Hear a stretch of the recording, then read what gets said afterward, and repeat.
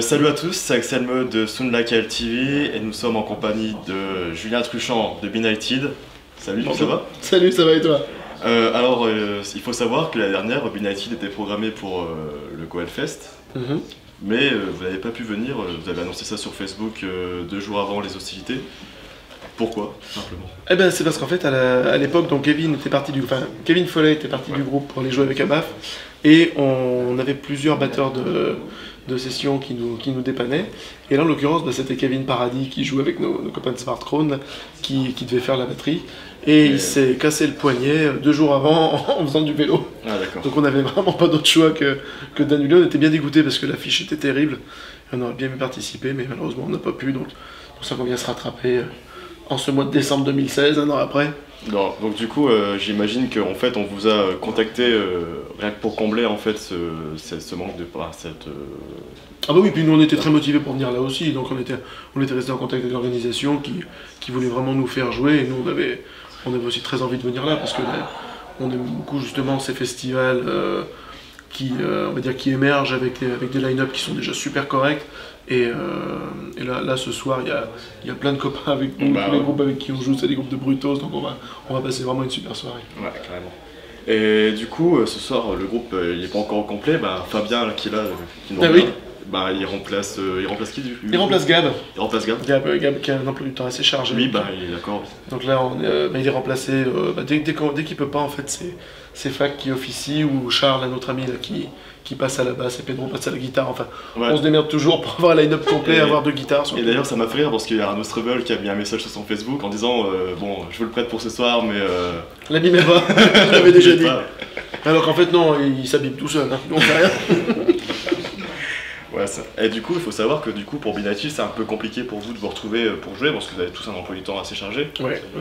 Notamment Gabriel qui est professeur. Et bah oui, donc Gab il peut tourner que sur les vacances scolaires, ce qui rend les choses très compliquées dès qu'on a sur les week-ends comme ça pose pas de soucis, mais dès qu'on a des tournées un peu plus conséquentes, et que ne serait-ce que jouer un vendredi, s'il a cours, il peut pas quoi. Il peut pas, ouais.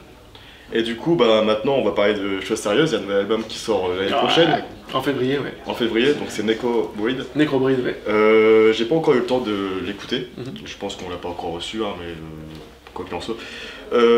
Qu'est-ce qui va changer en fait dans cet album? J'aimerais bien savoir si tu pouvais bien nous le décrire un peu. Eh ben, j'ai envie alors. Bon, il y a la grosse veine Benighted qui est dans ce nouvel album, très présente de toute façon, avec, on va dire, beaucoup d'influences qui s'articulent autour d'une base très death metal. Après, la spécificité de ce nouvel album, ce serait plus, je dirais, dans le côté hyper haineux et agressif que les morceaux dégagent. C'est-à-dire que les morceaux vont beaucoup plus vite. Et les ambiances sont vraiment malsaines. On a vraiment bossé sur les ambiances pour se retrouver en fait avec un album, si tu veux, qui fasse vraiment film d'horreur musical, quoi, avec des parties très brutales et d'autres où c'est vraiment les ambiances glauques qui prennent le pas. Et l'identité du nouvel album par rapport aux autres, je dirais que beaucoup plus rapide, plus violent généralement parce qu'il est très agressif. Et plus noir dans du coup, s'il y a un fil conducteur dans ce nouvel album, c'est ce côté haineux, plus dark aussi, non? Oui, c'est ça. D'accord. Et du coup, je me suis renseigné, il y a 3 featuring dans l'album. Ouais. Donc il y a Asphodel chez nous. Oui, tout à fait. Ensuite, il y a Trevor de The Black Dahlia Murder. Et enfin, Arnaud de Black Bombay. Et en fait, ces 3 gars-là ne jouent pas du tout le même style que vous. Oui. Est-ce que quand vous avez composé les morceaux, vous avez directement pensé à ces featuring, à ces personnes en particulier? Oui, tout à fait. Donc, en fait, c'est en composant les morceaux qu'on se dit, putain, là, effectivement, avec tel ou tel riff ou telle partie vraiment spécifique, un autre registre vocal que le mien viendrait rendre le morceau encore plus efficace. C'est comme ça qu'on bosse, en fait. On se dit pas, on invite quelqu'un et on va voir sur quel morceau on le met. C'est vraiment, putain, sur ce morceau, ce serait cool de l'avoir, lui. Et du coup, c'est quels morceaux en particulier qui vont faire l'objet d'un featuring? Alors, Asphodel a posé sa voix sur l'intro, elle. D'accord. C'est l'intro qui s'appelle Hush Little Baby. C'est une intro vraiment typiquement dans l'esprit film d'horreur des années 80, à la Riken, avec ces ambiances un peu dégueulasses des vieux films d'horreur, qui posent justement bien l'ambiance de l'album avant que ça parte en bourrin. Arnaud de Black Bomb chante sur Come With Disgust, un morceau aussi bien violent, et sa grosse voix d'ours vient bien renforcer justement le côté efficace et haineux du morceau. Et Trevor, c'était un peu différent, parce que Trevor, c'est sur le morceau Forgive Me Father, qui est un morceau plus complexe, avec des parties très très mélodiques et qui se retiennent bien. Et vraiment, sa voix collait pile poil à l'idée qu'on avait de ce morceau. Et quand on a reçu ces parties de voix, on était super enchantés de ce qu'il nous a fait. D'accord. Et dans une des interviews que j'ai lues à propos du nouvel album, j'ai lu qu'il y avait un morceau qui ferait l'objet d'un clip. Est-ce que tu sais maintenant lequel fera l'objet d'un clip? En l'occurrence, ce sera Reptilian, le morceau qui ouvre l'album. D'accord. Tout de suite après l'intro. Tu peux nous en parler un peu du clip Oh, bah, je peux juste vous dire que ce sera bien dégueulasse. Qu'on a repris la même équipe qui nous avait fait Experience sur Flash et Spit. D'accord. Et ils ont trouvé donc quelqu'un pour on va dire, la direction artistique du clip, qui s'appelle Laurent et qui est quelqu'un qui est absolument formidable dans tout ce qui est horrifique et ainsi de suite, qui fait un boulot génial dans les effets spéciaux et les trucs comme ça. Donc effectivement, il faut s'attendre à quelque chose de bien noir, bien malsain, un peu grinçant et franchement dégueulasse. Et d'ailleurs, à ce jour, pour vos fans, il n'y a que la pochette qui a été révélée. Visuellement, oui. Visuellement, oui. Il y a un petit détail c'est un hommage, il y a un hommage à Mika Bleu dedans. Oui, tout à fait. J'aimerais bien savoir ce qu'il a apporté à B-Nighted. Mika? Ah bah Mika, Mika, on s'est rencontrés, ça devait être en 2010, à l'époque on a signé avec Season of Mist, et on est devenus très proches tout de suite. C'est quelqu'un qui respirait la joie de vivre, qui était... Je veux dire, Mika, c'était un personnage, tout le monde le connaissait, c'est un personnage dans le milieu du métal, c'est impossible de ne pas l'aimer. Enfin, je veux dire, c'est un garçon qui est tellement toujours vivant, tellement toujours le smile, tellement...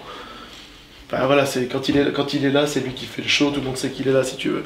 Et nous, voilà, on était très proches, on se voyait tout le temps, en dehors des concerts et des trucs comme ça, on faisait les réveillons du jour de l'an ensemble, il montait chez moi, je descendais chez lui, enfin on se faisait des bringues un peu tout le temps. Et j'ai envie de dire que par rapport à B-Nighted, il nous a beaucoup poussé dans Season, notamment sur tout ce qui était sa spécialité, à savoir le merch, les trucs comme ça, les idées, enfin, il nous a apporté beaucoup, et humainement chacun, et pour le groupe B-Nighted. Et du coup, il y a donc un album qui sort en février. J'imagine qu'il va y avoir une tournée ensuite. Ouais. Est-ce que tu peux révéler quelques dates là maintenant Eh ben, on a beaucoup de dates en France. Alors on n'a pas fait comme pour le dernier album, c'est-à-dire beaucoup de dates à la suite en une seule tournée. On bosse beaucoup sur, on va beaucoup tourner sur les fins de semaine, c'est-à-dire jeudi, vendredi, samedi, et ainsi de suite, pendant plusieurs semaines. Pour, je sais pas, en France on doit avoir, 15 ou 20 dates, quelque chose comme ça. On a une tournée européenne aussi qui arrive au mois d'avril, avec le groupe espagnol Warmed et le groupe anglais Unfathomable Nation. Et on attend aussi vraiment ça. Pour la tournée française, on a nos potes de Svartkrone qui vont jouer avec nous sur plein de dates. On est très contents de les avoir avec nous. Et puis après, les festivals vont arriver assez vite. Donc on aura un été bien occupé et sûrement encore d'autres tournées qui sont en cours de discussion pour la rentrée prochaine, pour septembre. C'est cool. Du coup, je vais revenir au Goel Fest, mais à tous les festivals d'envergure moyenne, on se rend compte qu'en fait, les festivaliers de ce genre ont plus de mal à remplir des salles. Parce qu'il faut voir qu'il y a une grosse concurrence, il y a beaucoup de festivals en fin de semaine. À ton avis, pourquoi des structures comme le Goel Fest peuvent galérer en fait à subvenir à leurs besoins et à remplir des salles, à ton avis? Je sais pas trop, je sais pas si c'est un truc qui est typiquement français ou pas. C'est vrai qu'il faut se dire que les gros festivals auxquels beaucoup de gens veulent aller, comme le Hellfest et ainsi de suite, c'est des choses qui coûtent relativement cher et pour lesquelles plein de gens sont obligés d'économiser. Ouais, il y a des gens qui sont obligés d'économiser toute l'année parce qu'ils savent qu'ils vont avoir tel budget pour le Hellfest. Et du coup, peut-être qu'il y a moins d'argent pour venir aux autres festivals, je sais pas, je me l'explique pas. Après, est-ce que c'est juste aussi des fois, on veut y aller, et puis quand le soir arrive, finalement je suis un peu naze, je vais peut-être rester à la maison plutôt. Je sais pas, je me l'explique pas personnellement. J'ai des festivals comme ça où on voit justement qu'en plus, il y a plein de bénévoles qui viennent pour filer un coup de main, enfin, il y a tout le monde qui bosse comme des chiens pour rien, pour réussir à avoir un festival, je veux dire, hyper correct dans le coin, que les gens répondent pas alors qu'en plus l'entrée est super pas chère. Enfin, c'est quelque chose que je comprends pas moi, mais bon après chacun voit midi à sa porte et bon, j'espère qu'en tout cas ce soir il y aura un maximum de monde parce que l'orga du Goel est super adorable, je dirais, il nous traite comme des princes, donc j'espère que les gens répondront présents et que ça va être un beau bordel ce soir. Ok, bah écoute, je te laisse le dernier mot les personnes qui sont en train de regarder. Donc, si Le dernier mot, c'est on se voit pour la tournée pour notre nouvel album Necrobreed. On va très vite dévoiler tout le listing des dates. Donc, tous ceux qui nous soutiennent, merci. Et puis, on se donne rendez-vous sur les dates pour foutre la merde dans la fosse et sur scène. À bientôt.